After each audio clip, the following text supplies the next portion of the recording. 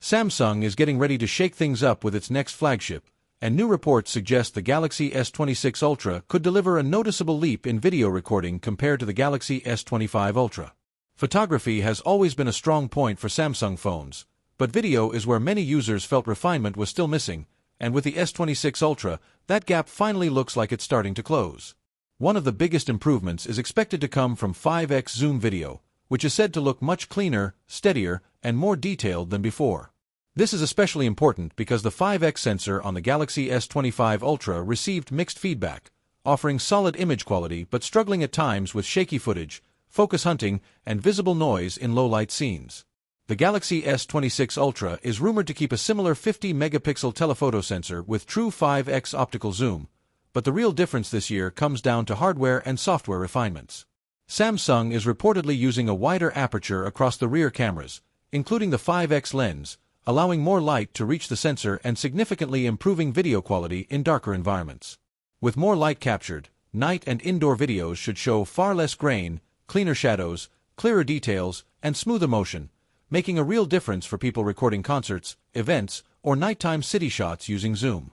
Stability and focusing are also being addressed, as the previous model was sometimes criticized for shaky zoomed footage and slow or inconsistent autofocus.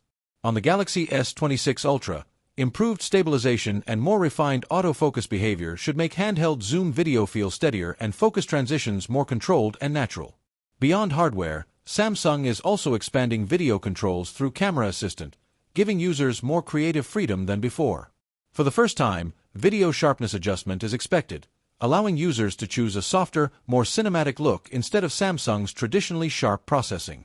Autofocus speed control is also coming, letting users decide how quickly the camera refocuses, whether they want a fast response for action or a slower, film-like focus shift for storytelling, a feature that will be especially useful for content creators and mobile filmmakers.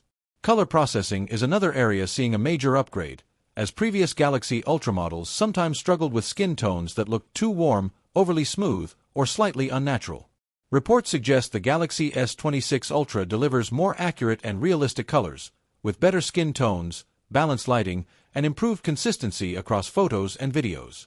This matters because many users still prefer iPhones for video thanks to their natural color science, and Samsung is clearly aiming to compete more aggressively here by focusing on realism rather than heavy processing. Low-light photography is also expected to benefit from the wider aperture, with night photos capturing more detail and less noise, while daylight and zoomed-in shots should retain better clarity when viewed closely. These gains carry over to video as well, making the camera more reliable in all lighting conditions.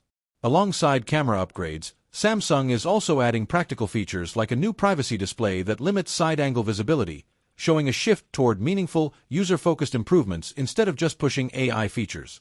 Overall, these changes suggest Samsung is finally addressing long-standing complaints about its flagship phones, moving toward real refinement rather than small yearly updates.